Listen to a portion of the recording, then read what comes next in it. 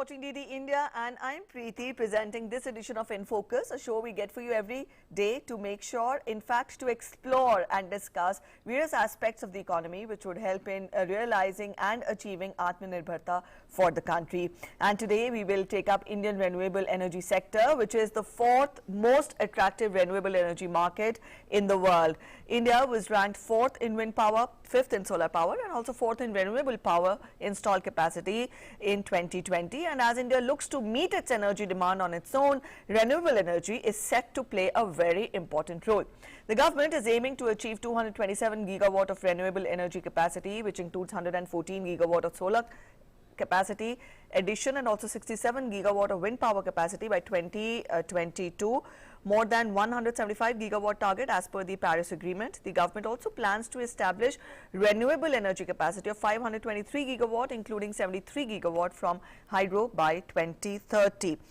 To talk more about it, what is the status, where are we standing and what is the road ahead, we are joined in by guests. We are joined in by Mr. A.K. Saxena. He is Senior Director, Electricity and Fuels Division, TERI.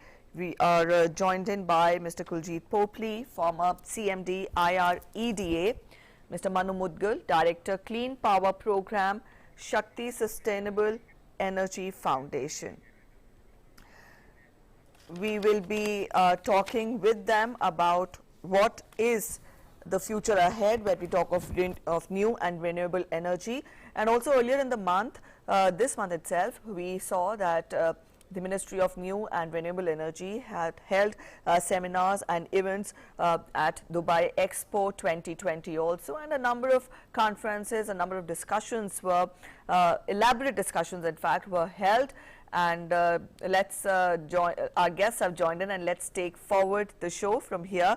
I'll introduce the guests again. We're joined in by Mr. A.K. Saxena, he's Senior Director, Electricity and Fuels Division, TERI. We are joined in by Mr. Kuljit Popli, former CMD IREDA. And we are joined in by Mr. Manu Mudgal, Director, Clean Power Program, Shakti Sustainable Energy Foundation. We welcome all of you this afternoon on In Focus. To begin with, Mr. Saxena, I would want you to, acquaint our viewers with what is the status of renewable energy in the country. India aims to achieve about 450 gigawatt of installed renewable energy by 2030. Where are we standing now? What is the status? We all know that India has recently crossed. Mr. Saxena, am I audible, please? Yeah, I am audible. Am I audible or not? Sir, you're audible. I would want you to respond to this question about the status of renewable energy in the country. India is targeting 450 gigawatt of renewable energy by 2030. Where are we standing now? What is the status? All of us are well aware that India has recently crossed the landmark of 100 gigawatt of renewable energy capacity in the country, and the ambitious target which is being raised now from 175 gigawatt in 2022 to 450 gigawatt in 2030 is the target which we have to strive collectively to meet. Now, the preparations from the government and the various agencies are being done in the right earnest. First of all, the studies have been done and are being done in order to see that the large quantum of renewable energy, how it can be integrated to the grid. And the good news is that the studies show that a substantially high quantum of renewable energy as compared to what we have currently at about 10 to 11% can be safely integrated into the grid. All right, I'll from here I'll bring in Mr. Popli. Sir, I would want you to explain to our viewers how is renewable energy, the times which we are living in, climate change and the threat to our environment, how significant is a shift to renewable energy, and how can renewable energy be used, and how can that be made part of our day-to-day life? I want you to explain in very simple, common layman's terms to our viewers. Yeah, thank you very much. See, we have a very small window left for CO2 emissions, non-fossil fuel gases, fossil fuel gases that we emit, greenhouse gases that we emit. We have a very small window. And what we feel is that if the world at large is able to achieve net zero by 2050, we will be achieving the target of around maybe 1.5 to 2 degrees Celsius. We are already at 1.10 above our historical temperatures Yes. at the industrial, from pre-industrial ages. So if we move beyond 2 degrees Celsius, the climate changes will be very, very catastrophic, because it is not linear relationship, it is an exponential relationship. Once we reach 3 degrees Celsius, it will bring huge amount of destruction. So it is very important that people at large understand this. Even if we have to bear an extra cost for using green energy, we should not mind that. And that is what our government's prerogative is. They had increased it exponentially to 450 gigawatt, because that is the only way forward. Unless we go green, we will not be able to mitigate, take action against the climate change, which is becoming very, very imminent. Today we are emitting almost, we are third largest emitter, though our per capita emission is very, very small. So we have to ensure, and the world pressure is there, we have to ensure that we reduce our emissions, and that is the direction that we are moving in, and that is why renewable energy becomes extremely important. Also, the technology is helping us. The cost of batteries has come down. We are talking about green hydrogen. Green hydrogen mission is launched. A huge investment is expected in green hydrogen. So all these things will make the integration of renewable energy much easier, getting green energy into the system much easier. And that is how, and all those, and you talked about how people can help in, they can definitely start to go more for rooftop solar projects, go for electric vehicles, use less intensive, and go for more energy efficient appliances. Thank you. All right, I'll take that forward to Mr. Manu Mudgal, Director Clean Power Program, Shakti Sustainable Energy Foundation. Sir, when we talk of, renewable energy, new energy, what groundwork has been done on part of the government also? Because we've seen that the administration, the government has been vehemently, voicing its concern about environment and climate change, and how new and renewable energy in the near future can be bright and prosperous, not only for the common people, but for the nation as a whole as well. So your opening remarks on the show, what groundwork has already been done by the government? How have times changed? And when we talk of, India on its way of achieving 450 gigawatt of renewable energy. I think this show is actually very timely. It means that I would say that over the last decade, especially since the time that the overall affordability of renewables has increased, I think there has been an immense push towards the renewable energy space. I think this has only been exemplified further by the larger political ambition shown by the top leadership in the government, which has actually encouraged all players in the ecosystem, both from the supply side and the demand side. Yes, please continue. To consider the use of renewable energies in the country. So let's take a look at some of the aspects of the government initiatives which have really led to this change.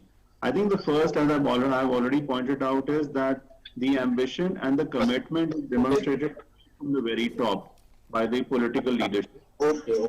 Secondly, I would say that when we look into the Ministry of New and Renewable Energies, they have really sort of put a very robust policy behind. One of the examples, for example, production-linked incentive mechanism towards the solar cell manufacturing, which has sector.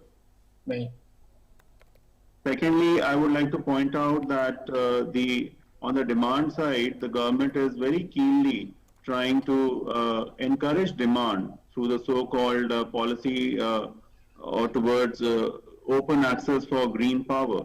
I think these kind of initiatives can really sort of pave the way. On the, I would say, development front, the KUSUM scheme of the Government of India is actually showing the way how large PV installations can actually dovetail with applications which are very useful to day-to-day people like us.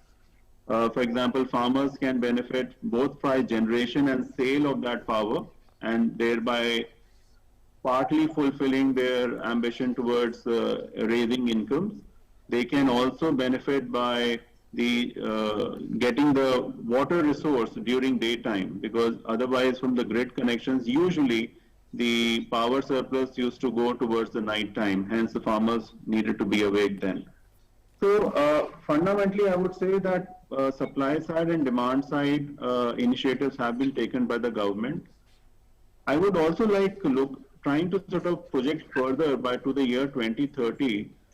I will actually sort of urge you to take a perspective on the 450 number per se. While India is certainly sort of, I would say, on its trajectory towards meeting this 450 number, the reality is at the end of the day, this is a number. And we must understand that over the last 75 years of independence, today we have installed base of all forms of electricity, be it coal-based or renewable-based, which is to the tune of 400 gigawatts. What the government is saying is that what we have not done over the last 75 years, we will be doing in the next 10 years, which is 450 gigawatts by 2030, making it a cumulative around 850. I think this is point which I think the public should appreciate and understand, that this requires all hands on board, be it from the supply side or the demand side, that India is embarking on a journey which is unparalleled, even in its entire 75 years of history till date. Yes. All right, we'll take that forward, but at present we are heading for a short break.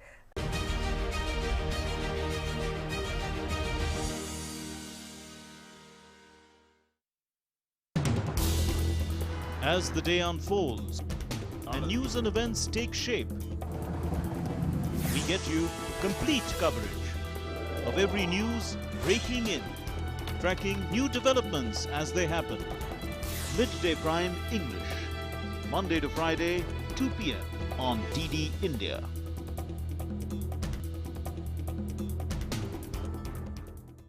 The changing world of news. Headlines that you wake up to. News that shapes your day. Stories that matter to you. The latest and most accurate updates. A fresh start to a new day. The Breakfast News, Monday to Friday, 8 a.m. on DD India.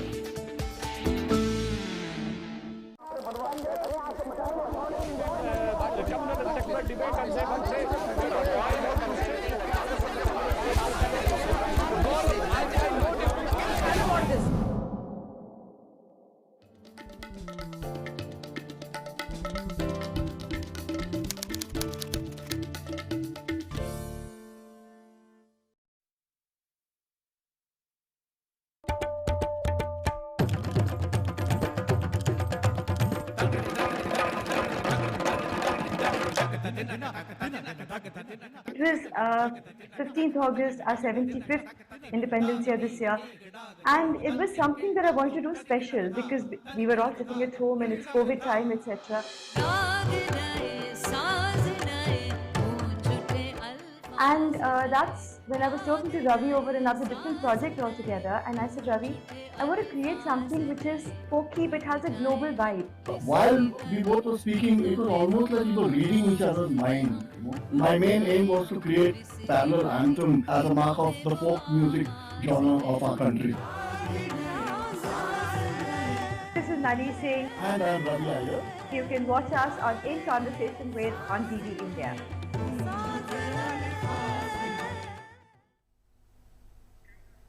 Welcome back after the break. You're watching In Focus, and today in the show we're discussing new and renewable energy and also the scope ahead for the country and how this sector can be used for achieving self-reliance also. And we're joined in by guests. We're joined in by Mr. A.K. Saxena, Senior Director, Electricity and Fuels Division, TERI. We're joined in by Mr. Gurjeet Popli, former CMD, IREDA, and also we're joined in by Mr. Manu Mudgal from Shakti Sustainable Energy Foundation. Before heading for the break, we were talking of the status of this sector. But Mr. Saxena, when we talk of implementation, the transition to clean energy, to renewable energy, would not have been easy given the way we were dependent earlier. Also, we know that we are on the cusp of transformation, and it is the urgent need for the world to recognize that we need to have concern for the environment. When we talk of this specific transition, what were the challenges that were faced in making this transition? Now that people have accepted renewable energy as part of their lives, day-to-day lives, what have been the challenges in achieving the target so far? Main challenge in the initial period was with regard to the tariff. The tariff of renewable energy, how cost effective it would be for the consumers and the distribution companies, and eventually for the consumer. That was the main thing, and we have seen that the tariffs have come down significantly, mainly on account of the technology improvements and the cost declining in terms of technology, not only in the generation technology, but also in the storage technology. And lo and behold, that we have the tariff for ground-mounted solar as low as 1.99 rupees per kilowatt hour. And similarly, for the round-the-clock power, also the tariffs have come down very, very significantly. The two bids which were floated by the Solar Energy Corporation of India brought the very, very attractive tariffs, which is sort of the biggest challenge which was there. And it was a very good news that the opportunities and the scale which is provided by the India and the enabling policies which have been there on the part of Government of India and also the effort on the part of state government, I think it's very, very encouraging. Now, given the scale is going to be increased very substantially now from 175 gigawatt to 450 gigawatt, I think this should be sort of seen as a huge boost in the opportunity in order to do the investment, opportunity in order to meet the higher degree of renewable integration. I think the second important point which was felt initially was how the large quantum of renewable energy, particularly variable renewable energy, can be integrated to the grid. And we have already the contribution from the renewables is of the order of 11% in generation terms. But the good news, as I mentioned in the opening remarks, that is that the study done by the Central Electricity Authority and various organizations, including TERI, show that up to 40 to 45% of renewable energy can be operationally integrated into a grid at no extra system cost, that is at the generation cost. So I think the challenges with regard to the tariff and the grid integration were the main challenges, and a balanced portfolio combining the generation side flexibility, demand side flexibility, and the energy efficiency holds the key moving forward in integrating large quantums of renewable to the grid. All right, Mr. Mudgal, for the idea of the government to be successful, awareness is also required on part of the people. So, how are people made aware about this shift in the use of energy when we talk of, people being encouraged for the use of solar, wind, biomass, waste and hydropower energies? How are they, brought into the mainstream, and how are, they encouraged to encourage for the awareness about these energies? I think let's examine what we have achieved over the last 10 years on this. So initially, when the entire ecosystem for example, solar wasn't there, and even prior to that, about 20 years back, even for wind, it wasn't really there. The large emphasis was on trying to sort of create the supply for all these harnessing wind as well as harnessing solar. So, I mean, we had to give the confidence to the various corporates that we are going to absorb this kind of power, because initially these were having very high tariffs. Initially, if you recall, the entire solar initiative started off with tariffs as high as rupees 20 per unit of electricity. Today, we are looking at rates around 2 rupees 50 paise. So, this nearly 10%, nearly 90% reduction has been achieved on that. So this affordability on its own is creating a lot of awareness. The KUSUM scheme being a very good benchmark for this fact. On the, I would say, demand side, consumers, especially in the corporate and industrial segment, what they are really looking into is if they are shifting towards a clean production line, one of the best ways of doing so is making use of green energy. So this is something which the industrial segment is trying to also take up as the larger shift towards green production is shifting up. Customers are also becoming more and more aware of what green production is, and hence they are also trying to take a relook into how such manufacturing is shaping up. So energy, as we understand, usually forms a very large component of the entire cost of a product which a consumer enjoys, and typically to the tune of about 40%. And that is the kind of, I would say, influence green energy can literally help through the consumer choices which we all are ending up making. So my personal sense is that this kind of awareness will only increase with more in the coming decade till about 2030. I think the basic point is also that over the last 10 years, 15 years, technology has also become more modular and simpler to use. So while initially these were all, like I would say, required some sort of technical finesse or some sort of technical background to use, going forward, I see a lot of simplicity and modularity to its use. So it will become actually plug and play. So we can think of maybe a television or a refrigerator just coming with its own PV panel, or maybe even a wind turbine, a very small one that is. So I think these kind of initiatives will increasingly see the light of day, creating more and more consumer uptake as well as awareness going forward. All right, Mr. Singh, when we talk of solar energy in particular, the idea suggested by the Prime Minister led to the, led to the fruitification of International Solar Alliance. Many countries are part of it. What is the future prospect of solar energy in the country? Also, when we talk of the Made in India initiative, that has also contributed to a great extent to promote domestic manufacturing, and added to that, India currently has the 5th highest solar installed capacity worldwide. What is the ambition ahead, and what is the future prospect of solar energy in the country? Well, we have already put in the largest solar development program in the world. I mean, this is one of the largest back in China. And we are, government has initially enhanced the target from 20 gigawatt to 100 gigawatt.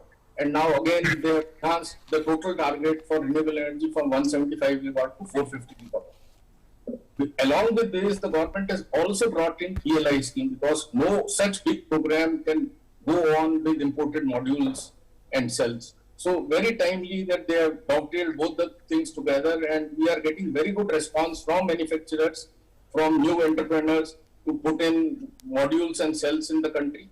And once that happens, the prices have already come to a level which is very, very sustainable. It is equivalent to coal plants, for power from thermal power plants. So I think this will move forward. The idea of Honorable Prime Minister to carve out International Solar Alliance was very, very timely, very visionary, because what we had thought was we will take countries between Tropic of Cancer and Capricorn for enhancing their energy towards green energy, and the maximum development that is going to take place in the next decade would be in Africa.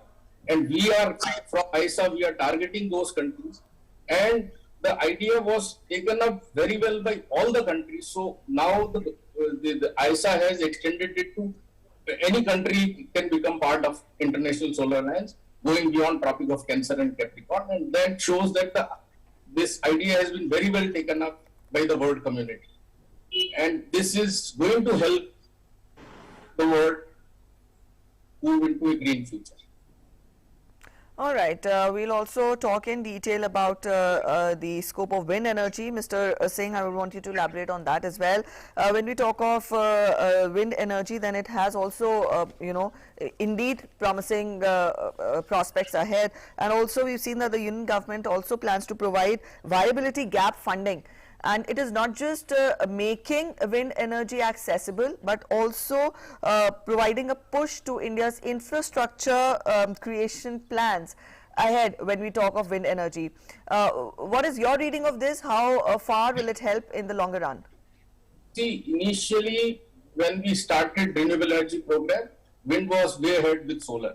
Solar only started after 2010. And now solar has overtaken the wind generation.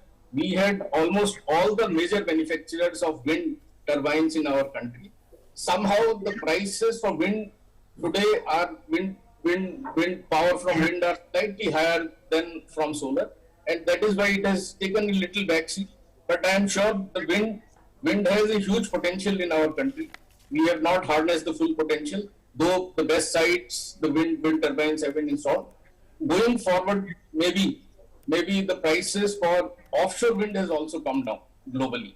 And that is a huge program that can be taken up, but maybe not immediately. The government has started some work on this. We had done some exercise, preliminary studies on it, but probably we will have some pilot projects coming up. And then this can be a huge win-win for everybody. All right, it could be a huge win-win for everybody. We'll continue this talk ahead, but at present, again, we're heading for a short break. You're watching In Focus, and today we're discussing new and renewable energy. Stay with us. We'll be back in a short while.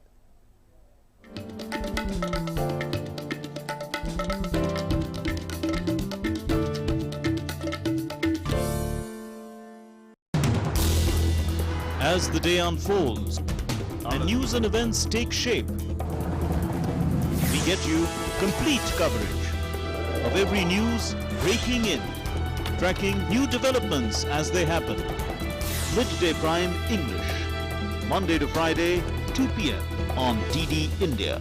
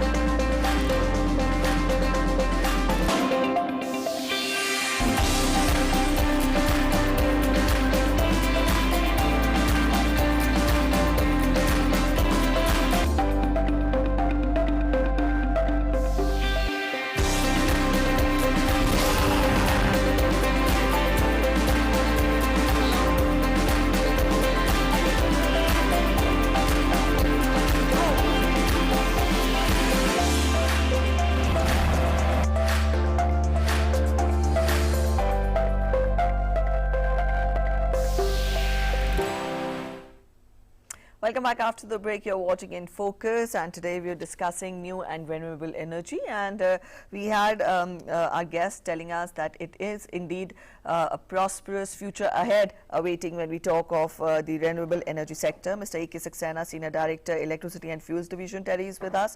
We're also joined in by Mr. Kuljit Popli, former CMD IREDA, and Mr. Manu Mudgal from Shakti Sustainable Energy Foundation. Mr. Saxena, where are we placed globally when we talk of renewable energy, new and renewable energy? We've talked of the prospects of the sector for the country, but on the global page, where are we standing? Because environment, the concern for the environment is one concern that is faced by almost every country. So how, talking of the severity of this concern and the road ahead for this sector, where are we standing globally? So please unmute your device first. So far as the capacity is concerned, we are almost fourth and fifth in solar and wind respectively. And in the generation terms also, we have come to about 11% contribution from the variable renewables and about 10% from the hydro. So about 21% comes from the hydro and the renewables. And if we take nuclear also 2% into account, and that adds further to the clean forms of energy. Now, insofar as India's environmental sort of concerns are concerned, how do we address them? India has always been ahead of the curve in taking the initiative. Well before the Paris Agreement, the targets were raised from 20 gigawatt to 100 gigawatt of solar and then 175 gigawatt of total RE capacity. Also, we were, if we look back a little bit, I think we were the first in the country, we were the first to set up a department of non-conventional renewable energy, within the Ministry of Energy, and subsequently we were established an independent Ministry of New and Renewable Energy. All those initiatives have been taken, and still our per capita emissions are very, very sort of not fine there. We are fine with that. Though in absolute emission terms, we are having third largest emitters in the world. But this is a challenge which the developing countries face and will have to continue to face. So we have to move forward on a path where we take care of these concerns. That whatever coal-based capacity we have, we do utilize the coal in an efficient manner. We take all the precautions and the measures to be doing the environmental pollution concerns. We address them from the pollution control devices, and also we try to see that what can we do to reduce the emissions to the extent that is possible. But the technologies such as carbon capture and storage or carbon capture utilization and storage, they are a bit far, and the commercial scale availability of these technologies is something that has to be there when one can really feel that till the time the capacity which is there on ground, one has to take care of these sort of things and move forward. So these are the things that I think we are taking all the steps which are required to be taken, and I think it should put us on the right pedestal in the years to come. And 450 gigawatt is a upscaling of target very, very substantially, and our studies show that this will be this will be more than about 50% or 55% sort of a contribution can come from the clean energy sources by 2030 from India. All right, Mr. Mudgal, a very important challenge, in this sector is the intermittency of renewable power. How is that to be dealt with? Because per unit, battery storage, in fact, per unit is currently high, and that needs to be taken care of. So, what is your evaluation of this, and how is this to be, tackled in the near future? See, when we talk about renewable energy, for our typical audience, I think it's important to understand what we are really doing out there. How do we really generate power out of it? Yes. During the daytime, when the solar energy is coming on the solar PV panel, the energy of the sun is getting converted to electrical energy and then fed via wires into the main grid. A similar story happens with the wind turbine. Whenever the wind is passing by the blades of the turbine and it's rotating, and in turn, back at the back end, it's getting generated, converted into electricity and then transmitted via wires. Typically, if we really sort of get into the nitty-gritty of it, solar energy is basically generated between the timelines of around 10 a.m. in the morning till about 5 or 6 p.m. in the evening, depending on which part of the country where the solar is available at that point in time.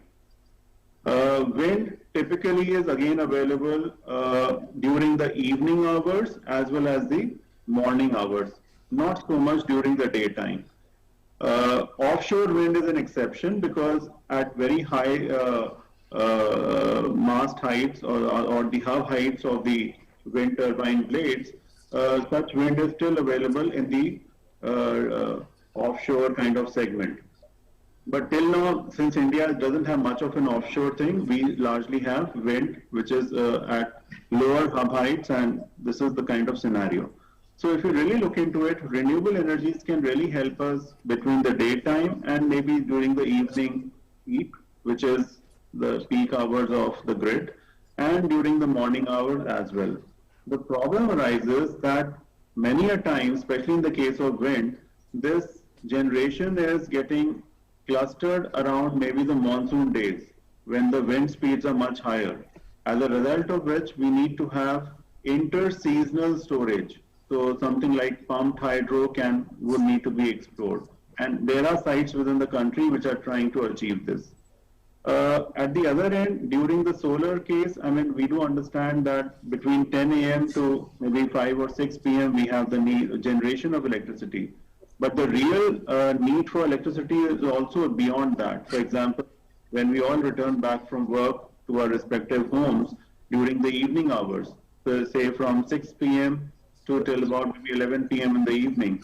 So we need some sort of storage there so that renewable energies can really bridge that gap between generation and supply and the demand. So from that point of view, currently battery is being examined, pumped hydro is being examined, and even hydrogen is being examined from that particular context. Fundamentally, at this stage, I would say technology or the choice of technology India really sort of bets upon will determine the kind of acceleration towards that uptake, as well as more affordability through economy of scale, will lead to that. Battery at this juncture appears to be the front runner. So my personal sense is that if we really look into not only make in India, but also whether that technology is made for India, possibly other contenders like concentrated solar power will also come in. Maybe these pumped hydro will certainly face a lot of uptake going forward. The Central Electricity Authority is actually sort of betting on that. And I would say the larger push through the hydrogen mission, which the Prime Minister announced recently on the Red Fort on August 15th, is actually going to be a game changer if it really sort of takes off in that accelerated pace in which it is being designed through the Ministry of New and Renewable Energies. All right, Mr. Singh, when we talk of the shift from the earlier, the earlier modes of generating power, say coal, oil and natural gas, that have led to greenhouse emissions. But at the same time, when we talk of new and renewable energy sector, have all the aspects been tapped to the full capacity? We are aware of solar, the popularity, going by the popularity, say solar energy, wind energy. What are the other aspects in renewable energy which can be made part of our day-to-day lives and, which still have a lot of potential for us to take forward our target and its achieving? We are also talking about blending ethanol. Okay. So that will make our transport sector greener. We are talking about electric vehicles. That will make our transport sector greener. We are talking about green hydrogen, which will make long distance trucking, shipping, etc. greener. We can talk about green ammonia through green hydrogen, which can decarbonize our fertilizer sector. We have a huge Kusum scheme, which will decarbonize our agriculture sector. We have, of course, rooftop solar for residential and commercial complexes. So all these things, I am sure, and then blending, then round-the-clock power with wind, hydro, solar, battery storage. This will make our economy green. We will be able to substantially decarbonize. We will face a lot of challenges when we put in a huge capacity of 450 gigawatt in next 8 years. But I am sure government has made a roadmap for this, and we will be bringing out policies to take care of this. All right. Yes, we'll discuss this further, but at present, very quickly, let's head for a short break. In focus today, we are discussing new and renewable energy. Stay with us. We'll be back after the short break.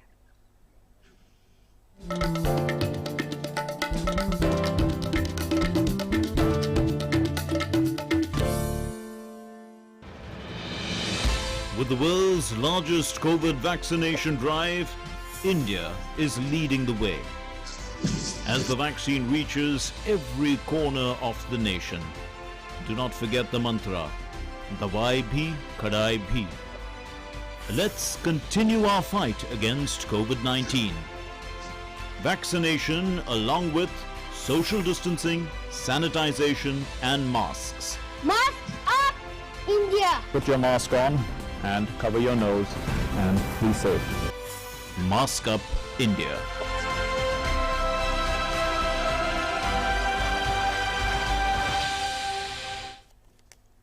Welcome back after the break. You're watching In Focus and we're discussing the scope of new and renewable energy. When we're talking of the scope, Mr. Saxena, we have talked of Make in India, in this sector. The Prime Minister has also talked of not only Make in India, but also Make in India for the world. And when we're talking of this, what is your evaluation of the private, the contribution of the private sector here? The contribution of public-private partnership in further enhancing, the sector ahead, and also when we talk of job creation, when we talk of employment opportunities, and also this would further take forward the idea of rather give more fillip to Startup India as well. So, what is your evaluation of public-private partnership in this sector? As we know, the renewable energy capacity which is for the country is from the private sector, largely from the private sector. And the scale of opportunity which is there and the tariffs, the way they have been declining, provides a huge opportunity not only for the private sector but also the public-private partnership. The opportunity is huge. The cost effectiveness is going to be substantial. The acceptance in regard to the purchase of renewable energy is also very much there. We have also seen that the big industrial giant country have spread out their plans to do the manufacturing and also to take their initiatives and efforts to a high scale wherein they could be sort of a leaders comparable to many in the world. So I think on the whole, the outlook for the public-private partnership also needs to be very, very good. The jobs, certainly the jobs will be going to be created, and the type of skills which are required to be there for the production, for the operation, maintenance, and all such things, they require certain skill development, and the skill at which we are talking about, the skill development is extremely important and necessary. Also, I think the employment opportunities will be sort of a more decentralized as well as compared to the centralized one what we have today.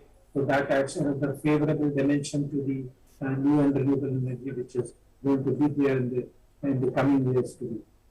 So I think on the whole, there is a very good opportunity for the partnership, and the picture looks to be very, very encouraging. All right, I'll take that forward to Mr. Mudgal. Mr. Mudgal, would you also second that public-private partnership would further strengthen the idea of renewable energy for the country and achieving the target? I will totally second that. In fact, I firmly believe that the solar parks scheme which the government of India came up with, which fundamentally talks about more than 500 megawatts installed at one given site. And we have very large solar parks in the country, like recently this Dholavira site, which is in Gujarat, has close to around 4 gigawatts at one single site itself. So I think these are actually prime examples of public-private partnerships already, wherein the public side is putting the land together, putting the transmission infrastructure together for that, and the private side is actually bidding to install the technology and maintaining it over the long period of time, nearly about 25 years in this case for solar. So this is already happening. We see more and more of such initiatives going forward. I must also emphasize that the recent production-linked incentive scheme, the PLI scheme for manufacturing of PV solar cells, this is also a very interesting and I would say upcoming partnership in the making as far as public-private goes. And we must always remember that when we look into the various tenders which the Solar Energy Corporation of India is coming up with, the private sector is actually one of the key participants there, which is actually enabling the more and more discovery of affordable tariffs. So as far as renewable energies goes, I think from the investments point of view, it is the private sector which will be doing most of the heavy weightlifting. But as far as the infrastructure creation, both in terms of land preparation as well as provision of the transmission infrastructure, that's where the government is really adding value with various public entities. Okay, we have approached the fag end of the show. Very quickly, we'll need the closing comments from all three of you when we talk of the prospects ahead, the road ahead, the journey ahead for the sector. Mr. Saxena, your vision ahead for the sector. I think sector is headed towards a very, very encouraging future in the years to come. I think the next 9 years which are going to be there are going to be very, very encouraging for all concerned. I think the scale provides the opportunity. What we have to do is to match with the speed which is required to be yes. realize ambition into the reality. All right, Mr. Pokely, your closing comments on the show when we talk of India on its way to achieving 450 gigawatt of renewable energy by 2030. Well, I am very, very optimistic. We have put a very aggressive target. It is definitely achievable. Government has put a roadmap for it. And I feel, considering the advancement in technology, the reduction in cost, newer technologies, I think all this will help us in moving to this huge target of 450 gigawatt that the government has set towards for 2030. We have already achieved 1 lakh gigawatt, 100 gigawatt we have already achieved. Considering that we were at around 15 gigawatt or so in 2010, we have traversed a huge distance, and going forward, I think though it looks very, very daunting, but it is achievable. Daunting but achievable. I'll take that forward to Mr. Mudgal. How would you put it, your vision ahead for India's target with regard to renewable energy? I think the vision is clear that we need to be more and more ambitious and move in this particular direction. I think the real key would be to try and sort of mobilize everyone, including the masses, in terms of why this shift is very important, not only for India, but also for the world. Yes. We must remember that China was probably the last country which was able to literally emit itself towards development. India cannot afford to do that, because if India also achieves the same trajectory, then the world may not be able to achieve 1.5 degrees by 2050. So I think this is my only sort of submission before you, as well as through to you, to the wider audience, that India's energy transition is not only vital for India, it's actually vital for the world. Yes. All right, we'll end it here. Thank you so much, all of you, for joining us this afternoon on In Focus and sharing your insights.